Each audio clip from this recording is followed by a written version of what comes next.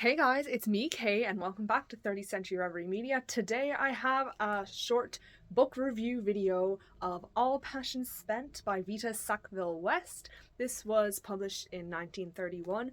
Let me tell you all about it and convince you to read it because, spoilers, I loved this book. What made me pick up this book is that the main character is 88 years old, and that is an area that is quite neglected, at least in the library of stuff I've read, but definitely probably overall, I'd say. So essentially what happens is this follows a lady whose husband, Lord Slane, just died. That's where we start off with the story, and she's widowed, and it follows her children, what they're gonna do, what she's gonna do. So it says in the intro here, Lady Slane, from the triple vantage point of widowhood, old age, and tranquil Hampstead, surveys her marriage.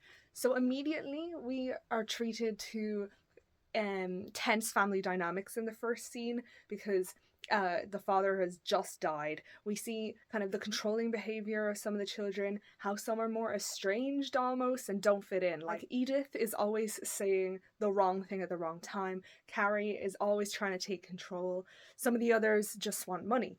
And Kay is an eccentric collector, which I thought was hilarious because my name's Kay as well. The plot begins when 88-year-old Lady Slane decides to move to this house in Hampstead by herself, away from the rest of her children who had already kind of decided, oh, she'll live with me. So in one sense, she's immediately rebelling. The entire story is about Lady Slane realizing that she would have been an artist if she had never married, and in one sense she completely sacrificed her independence in order to be the perfect wife, beloved in the public eye. So, with that being said, advantages of this book is it is highly reflective. The plot is very much wrapped up in reflection. That is what moves the plot forward. So what I found interesting is it does not blame Henry, the Lord Slane guy, for the way that Lady Slane was completely isolated and turned into an object of passivity. It actually creates a picture of a society that made that impossible to happen. For example, here we have, he was not to blame. He had only taken for granted the things he was entitled to take for granted, thereby ranging himself with the women and entering into the general conspiracy to defraud her of her chosen life. Do you see what I mean? That's why this book is so smart, because it doesn't really blame anybody, yet it offers a very tragic picture of someone who ultimately lived quite a comfortable but very unfulfilling life for her own soul. Just the next page. Yes, she had married Henry, and Henry had always been extremely solicitous that she should not catch a cold. She has a sheltered life, blah blah blah, and that was his way of compensating her for the independence she had forgone. Blah blah blah, skipping some more. He had subconsciously or unconsciously tried to smother her longings under a pack of rugs and cushions. Now, that's really well written. This sense of women, and especially also the elderly for parts, not having agency. They are transformed into passive beings, which is the truth for a lot of people, of course. Her children judge her a lot for going to live by herself because any break from convention is really punished. They call her, silly, kind of a cuckoo moment as well later. I think everyone should give this a shot, is that the message of you should follow your own path and break from the patterns that the new landlord, Mr. Booktrout, for example, is so obsessed with. You should just break from convention and do what you want with your life, or else you are going to end up in some kind of similar situation. I think that my critique starts with the fact that her the chance for defiance, yes. But ultimately, the way the plot progresses, I feel that it was almost extra tragic that she just remained even more passive the entire time.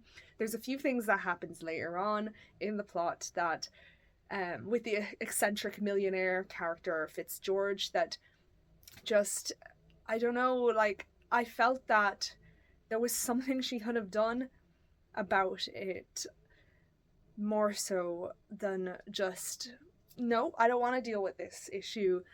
I don't know, it left me wishing that she did at least do one painting or something, because the entire crux of her immense depression and grief over her life is that she never became the artist she is inside. But personally, being an artist is an act, right? It's not just something you intrinsically are, it's something you need to work towards and practice and improve on all the time. So I think in one sense that is one slight critique I have with the messaging of this, but they do attempt to rectify it a little bit with her great granddaughter near the end of the book. So at least there is a little bit of hope, and we see how the changing times allow for more opportunity for women to do things. Now, obviously, we're talking about privileged people here too. And as I said, it's a smart book. So Lady Slane has had this French maid called Genau, might say that wrong, I don't speak French, sorry, for 70 years. And she was sent over simply because her father wrote her name down. Again, we're seeing how men and the patriarchy rip the agency from the female characters. And this French maid never really complains, and near the end there's this such a powerful moment. It's probably right? One of the quotes that stuck with me the most here. So, watching Genau, who stood there imperturbably relating these trials out of the past, she wondered which wounds went the deeper, the jagged wounds of reality or the profound invisible bruises of the imagination. Yeah, so don't think that we're dealing with wealthy characters, that the reality of poverty and hardship, material hardship, is completely forgotten about. It's not. Like, this is a very thorough novel, despite being so short. You see, this edition has like really big margins. It's a Virago modern classic. Yeah, like, it's actually quite short. Really enjoyed Edith and Kay, her two children who were against conventions in some form. I also loved Fitzgeorge, the eccentric collector millionaire. There was a slight gay undertone with him and Kay as well. And also keep in mind that all of the children I'm talking about are in their 60s. So everyone's really old here, which again was very refreshing because a lot of literature is based around younger people. Like, we even see a police inspector refer to Fitzgeorge's collection as that junk. So there's a real sense that the wider society just does not appreciate artistry, really looks down on anybody for trying to do anything creative. And yeah, I just really enjoyed this book, honestly. It's such a fast read. Please, please, please check it out.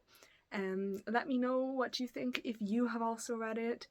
That was All Passion Spent by Vita Sackville-West, a rapid ramble review. This has been 30th Century Reverie Media. My name is Kay. Thank you for watching.